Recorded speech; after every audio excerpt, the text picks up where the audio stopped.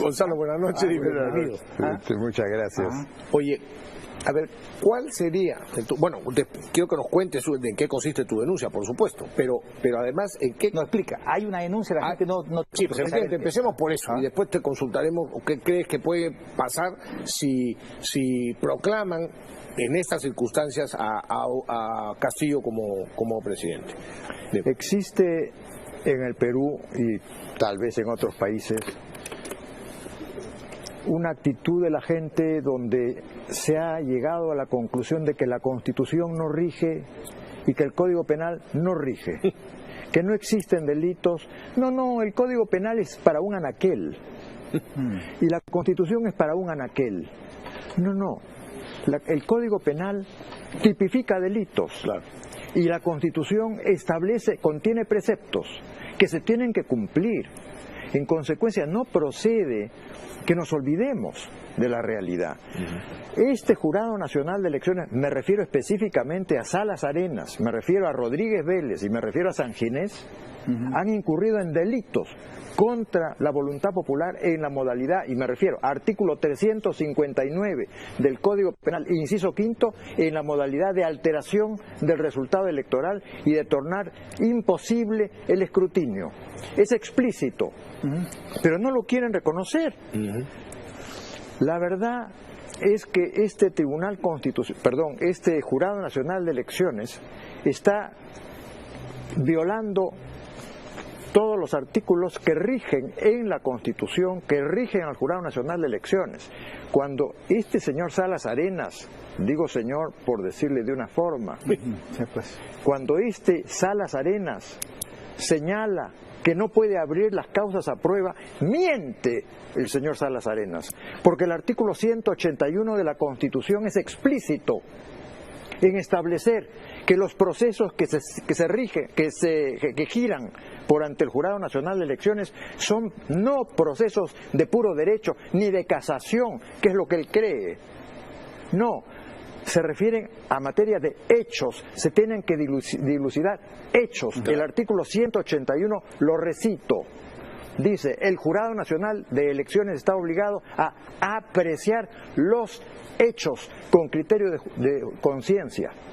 En consecuencia, no puede apreciar los hechos el Jurado Nacional de Elecciones si rechaza la admisión de la prueba. Claro, que es el padrón. El padrón y las listas electorales y las otras, de las mesas. Las actas, claro. Es decir, las actas y las listas electorales. Correcto.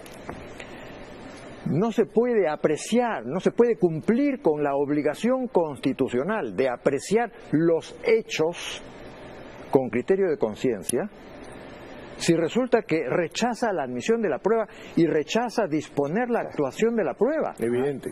En consecuencia, está incumpliendo su obligación constitucional de administrar justicia. Pero voy a la respuesta de la pregunta que me formulaste hace un momento. ¿Cuál va a ser el efecto de esa proclamación? Esa proclamación, señores, es nula, de nulidad absoluta, es irrita. Va a ser expedida, si es que fuera aprobada, fuera del marco de la jurisdicción y fuera del marco de la competencia del Jurado Nacional de Elecciones. Es exactamente igual que la señora farmacéutica de la esquina proclame al señor Castillo como presidente de la República. Porque el Jurado Nacional de Elecciones, de acuerdo con el inciso quinto del artículo 178 de la Constitución, solo está autorizado, solo tiene potestad para proclamar al candidato que haya sido válida, legítima, comprobadamente elegido. Claro. Pero no tiene potestad el Jurado Nacional de Elecciones para proclamar a un candidato respecto de cuya la validez, la legitimidad de su elección no ha sido comprobada. Y no ha sido comprobada porque ha enterrado la prueba, porque el Jurado Nacional de Elecciones ha decidido no ver. ¿Se imaginan ustedes el absurdo, la violación de la ley, de la Constitución, que significa que el señor Salas Arenas elija no ser presidente del Jurado Nacional de Elecciones, sino ser cartero? El señor Salas Arenas, que está liderando a estos otros dos, dice, no señor, acá está la prueba que están presentando, pásensela al Ministerio Público. Yo no la quiero ver. Yo no la quiero ver. No, momentito, señor Salas Arenas. Usted tiene el Jurado Nacional de Elecciones tiene una misión distinta que cumplir. Está muy bien que en lo que atañe a los delitos los pase al Ministerio Público. Claro. Pero eso es para que el Ministerio Público cumpla con el rol de analizar si se han cometido delitos. Claro. Pero el Jurado Nacional de Elecciones tiene un rol constitucional distinto, que no atañe a los delitos, atañe a la validez electoral, del proceso electoral. En consecuencia, lo que no puede declinar es irrenunciable. El Jurado Nacional de Elecciones es el cumplimiento de su misión constitucional. Específica. Luego dice que está sujeto a plazos. Falso, señor Salas Arenas. Usted no está sujeto a plazos porque usted está sujeto a la Constitución y no hay ningún plazo en la Constitución. Así es. Los plazos están contenidos en leyes de inferior jerarquía. Exacto. Ah, mira, qué bueno. Yo no me había percatado de ese detalle. Efectivamente. Efectivamente. El artículo... No hay plazos. Así es, el artículo 51 de la Constitución y el segundo párrafo del artículo 138 de la Constitución son precisos en señalar, en preceptuar, que en caso de conflicto entre una norma constitucional y una norma legal prevalece la norma constitucional. Así es. Y el segundo párrafo del artículo 138 de la Constitución, que es aplicable no solo a los jueces del Poder Judicial, no solo a los magistrados del Poder Judicial, sino a todo aquel que ejerce función jurisdiccional. ¿Y quién ejerce función jurisdiccional? Además de los jueces, los magistrados del Poder Judicial, los miembros del Tribunal Constitucional. También ejerce función jurisdiccional los árbitros, porque el arbitraje se basa en un precepto constitucional, tiene un origen constitucional y administra justicia en función de su potestad constitucional. Lo mismo pasa con el Jurado Nacional de Elecciones, ejercen función jurisdiccional. En consecuencia, ¿qué dice el artículo 138, inciso segundo? Está obligado el juzgador, el que ejerce función jurisdiccional, a aplicar en caso de conflicto la norma constitucional. Y como lo decías bien, antes de que yo ingresara, o lo decías tú, uno de los dos, el 28 de julio es un plazo, es una fecha que no tiene... ¿Qué dice el artículo 112 de la Constitución? Solo puede, y el artículo 111, solo puede jurar un presidente que haya sido elegido. Pero para que haya sido elegido tiene que demostrarse la validez, la legitimidad comprobadamente de su elección. Mientras que eso no haya ocurrido, no puede ser proclamado. Y mientras que no pueda ser proclamado, tampoco puede jurar. Claro. En consecuencia, la Constitución, en el artículo 116, presenta el remedio. Muy sencillo, lo que dijiste tú. Claro. Señor...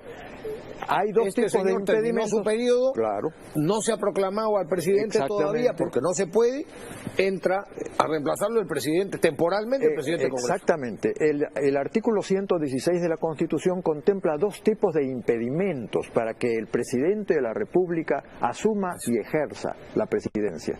Impedimentos de carácter temporal o permanente. Así es. Obviamente que si sigue en curso el proceso de evaluación de la prueba por el Jurado Nacional de Elecciones, se demorará hasta septiembre, octubre, noviembre, lo que sea requerido. Pero ¿por qué, señor, dice el señor Salas Arenas, por qué presentan tantos recursos impugnatorios? Oiga usted, señor Salas Arenas, se presentarán tantos recursos impugnatorios cuantos fraudes hayan. Claro. Porque se tiene la obligación, y usted tiene la obligación, y su jurado, el jurado que usted representa, tiene la obligación de cumplir con la Constitución y de dilucidar los casos fraudulentos. Mientras más hechos fraudulentos haya, más recursos impugnatorios se tienen que presentar. Es que esta es la forma impecable. Esta es la forma de defender el Estado de Derecho. Esta forma. Con coraje, con valentía y con claridad.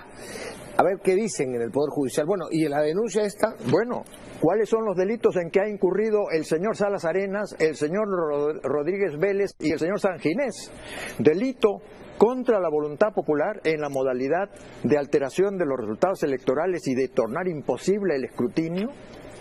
El delito de obstrucción a la justicia porque se niegan a admitir la prueba. Correcto. El delito de denegatoria de justicia porque no administran justicia, el delito de prevaricato, porque no respetan la ley. Claro, están aplicando una ley que no es aplicable. Correcto. Y además, el artículo 13 del Código Penal tipifica el caso de lo que se denomina las omisiones impropias, que consisten en que cuando una autoridad tiene la obligación de actuar para impedir que se cometan delitos y omite actuar, incurre en delito, en la situación de omisión impropia. Pero la pregunta entonces es, ¿pero y en qué delitos ha incurrido Sagasti? Usted, señor Sagasti, Sagasti, ha incurrido en delitos. Y usted, Bermúdez, también. Es inaceptable que cuando está en curso, ¿qué dice el inciso 2 del artículo 139 de la Constitución, que se refiere, que proclama, que consagra las garantías de la Administración de Justicia? El inciso 2 establece explícitamente que ninguna autoridad puede interferir en la Administración de Justicia y que ninguna autoridad puede abocarse al conocimiento de materias que giran por ante el órgano jurisdiccional. ¿Qué significa? Claro. ¿Qué significa que este presidente Sagasti diga... El encargado del despacho. El encargado del despacho le comunique, le dirija un mensaje directo, no solo al país en general, al Jurado Nacional de Elecciones, en circunstancias en que el Jurado Nacional de Elecciones tiene que conocer y está conociendo de casos en los que se cuestiona o contesta la licitud de los votos y de las actas y del proceso ante la OMPI? No, señores, dice Sagasti, el proceso, y lo dice ante todos los medios, yo en mi denuncia contra Sagasti y contra Bermúdez transcribo literalmente toda la prueba, porque yo no podía presentar una denuncia penal contra el presidente de la República y contra la primera ministra sin tener la prueba. Y dice el presidente de la República, asumiendo la función en ejercicio de la condición de presidente de la República, este proceso es limpio, es transparente, no hay fraude, no tiene mancha, es sin mancha. Increíble. Falso, presidente Sagasti.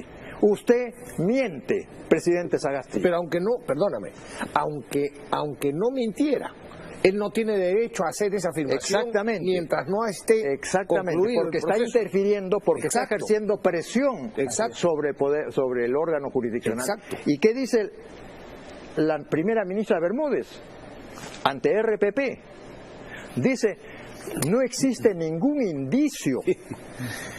No hay ningún indicio sobre la existencia de irregularidades. No hay ningún indicio sobre la existencia de irregularidades. Y ese es el mensaje, más aún, la presión que ejercen sobre el Jurado Nacional de Elecciones. Claro. No puede la autoridad.